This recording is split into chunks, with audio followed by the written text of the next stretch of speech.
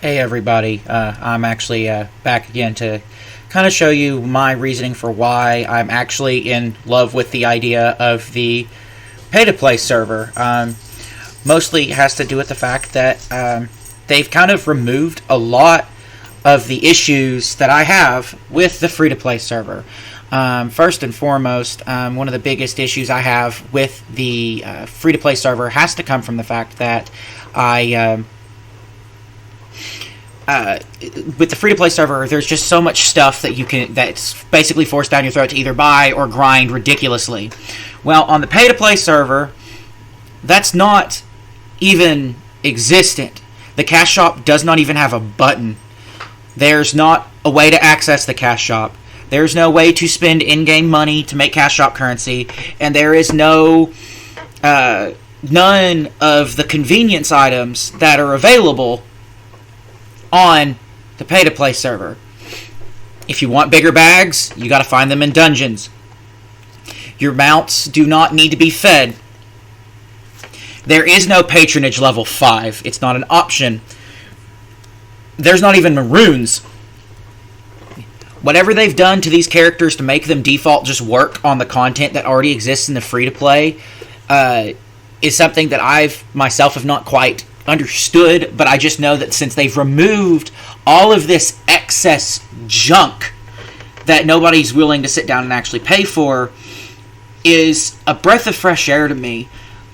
Just having the opportunity to just enjoy the game as it is in its purest form, which in a way is like taking on the elements of like a early 2000s MMO. So like the ones that wanted to be like World of Warcraft, but then have their own flair, this game is capable of experiencing that. Even like the cosmetics that are normally locked behind the cash shop or behind some kind of currency that's only available in the cash shop can actually be obtained through regular gameplay. So instead of exchanging your gold for cash shop currency, you can trade your gold at a obscenely reasonable rate for basically the cosmetic changes for your character, or you can collect the anniversary coins all year round and spend those on specialized mount skins, on cosmetics for your character. Like here, this particular merchant I'm looking at right now allows you to get the a lot of the like the cheaper end cash shop gear, so that way you can kind of look like an initiate of the class that you're playing, or an initiate of another class, so that way you can look good while you're still leveling, and so you're not bored. Everything in this server is completely and utterly obtainable through playing the game. There are only a handful of cosmetics on the game's website. The store is not even in the game itself, but on the store's website, like how Blizzard used to do it with World of Warcraft, where you can buy a handful of cosmetics or get your hands on like a cosmetic loot box. But the truth of the matter is that most of those things aren't even necessary, because you get so many cosmetic loot boxes in game. More than anything, what they try to sell you on the website are what's called collector's editions, which have benefits to the free-to-play server as well, but they're mostly full of cosmetics. You get a specialized mount, you get a little specialized pet who can pick up items for you if you want them to, or you can just have them as a cosmetic pet that runs around. You can get, extra, basically a couple of convenience items for like when you're doing like dungeon runs. You can get an Omnicore, which allows you to try out playing as a different class while using the same character for a short period of time. It's just slightly, I don't know what to say. Like it's gone more in the line of like convenience that I can understand and accept, versus where free to play does not have that. But even in the case of where people could argue, well, but if you can buy all those cosmetic stuff, that's still stuff you can't get in the game. Yes and no. There is a large amount of cosmetics that are in the game. There is select few cosmetics on the store online. So there's so many things you can still earn. For instance, also like on this mount tab I'm showing here, mounts don't run on feed on the pay-to-play server. They're just a mount. Now, that does mean that mount speeds matter, so like your early game mounts are not that great. But you can get mounts as dungeon rewards. You can get bigger bags as dungeon rewards. You can get costumes as dungeon rewards. everything that the cash shop did that was like the standard MMO fare is either no longer existent or is obtainable. At least a selection of them are obtainable in game, so you can still look really, really, really good with just in-game loot. So I don't understand why this is the server that is being ignored. This is the server that you literally just play the game. You don't have your XP locked behind a paywall. You don't have to get your shells, which is the name of those mount things, that let you use your attacks and everything. You can get shells as like dungeon rewards and as like a quest objective to like start building your character up. Everything that makes your character unique to you and everything that you want to get is completely and utterly earnable by you, for you.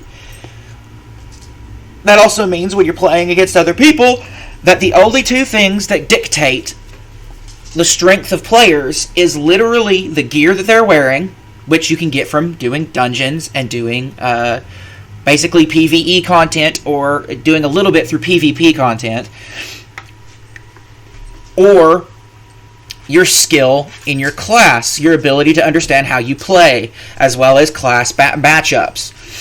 So everything that is the problem with free-to-play is completely and utterly gone.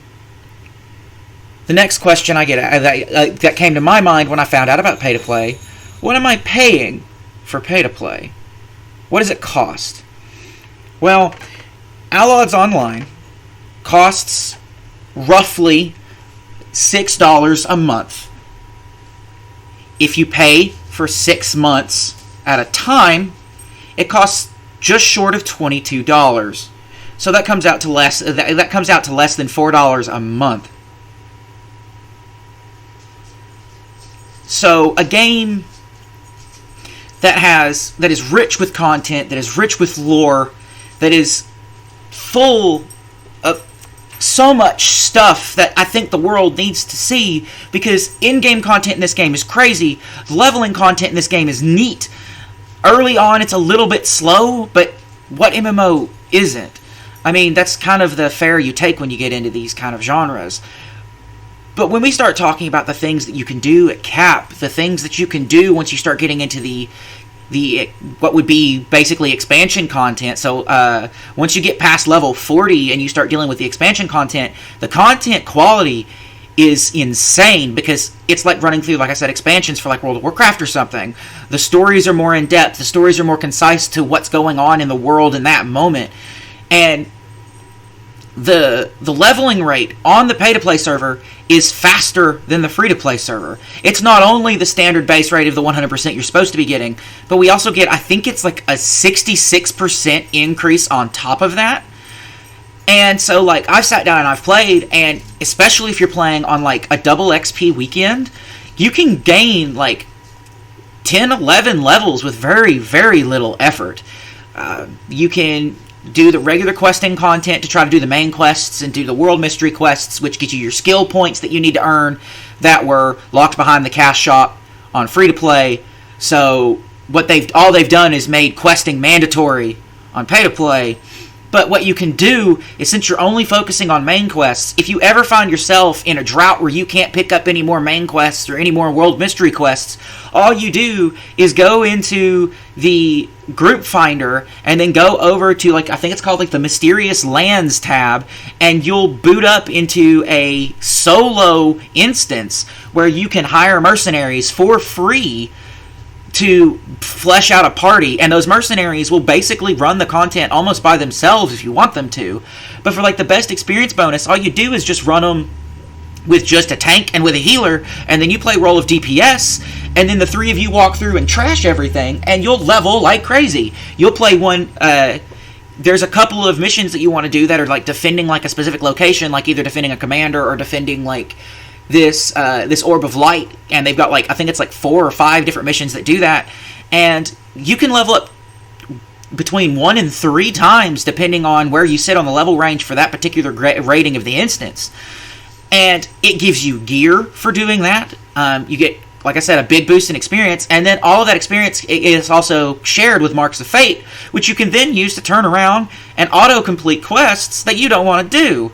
So if you're somebody who just wants to blast to endgame, you can actually just alternate between doing main quests and doing World Mystery, and you'll end up at endgame in just, like, a couple of weeks of playing a couple of hours every day. Like, I just... It confounds me that this mode has no cost for the expansions, no additional cost required to play any content, no additional cost required to be as good as anybody else who's playing. Just play the game. Just enjoy the content, and just play this game in its purest form. I do not understand why pay-to-play is not talked about, when pay-to-play is literally what should be the lifeblood of this game. I understand that free-to-play makes the most money for the company, but I don't understand why that doesn't mean that pay-to-play doesn't have a larger community. I can understand for the people who spent a lot of money on the free-to-play already, or are already maxed out, not wanting to start over, or having the concept that someone who's new to the game can catch up with them within just a few months. But that's, in my mind, fair PvP. That is fair content. That is fair play with new players. That's how you get fresh blood to play and actually have competitive play. That's how you have access to, if you want to do hardcore dungeons, it's actually difficult dungeons, because you cannot make your stats plus 150% stronger than somebody else's. It's still amazing to me that this pay-to-play server is not what's being shown. So, I'm going to tell you that within about a month's time, I'll put up a video talking about it. But in a month's time, or 2 months' time, I plan on starting as a fresh character on the League side. I've never played League. Most likely, what I'll actually probably do is I'll probably play Pryden. That way, because I've literally never done anything as a Pryden character, and I kind of want to try it. And I'm hoping to get a following of people who want to join me. I'm going to be streaming this playthrough on Twitch, and then putting up highlights of what my playthrough is like on YouTube, so you're not just sitting there and watching me basically read quest content. If you're over on Twitch, you can see that. There'll be VODs on Twitch. You can see it there if that's what you're interested in. But I will be putting highlights of my leveling progress. I'm planning on either starting mid-November or early December. And like I said, I'll put up a video announcing when I'm doing that and what I plan on doing. But I want to drum up more interest for this game. And while the server is small, basically that means we can look at it as if it's a fresh play server. I hope that you enjoyed having a chance to listen to me ramble about something that I care about and that I think needs to get a little more attention. I thank you for the time that you've spent with me here, and I hope that you'll continue to stick around for the channel. I will have more content up later, but thank you for your time. If you haven't yet, please go check out my free-to-play problems video. I'll have both annotate it in this video, and I'll put a link in the description. Please do take the time to look at that as well, so that way you can understand why, if you've just clicked on this particular video, why I'm so vehement about the free-to-play, and why I think the pay-to-play needs a little bit more exposure. Thanks.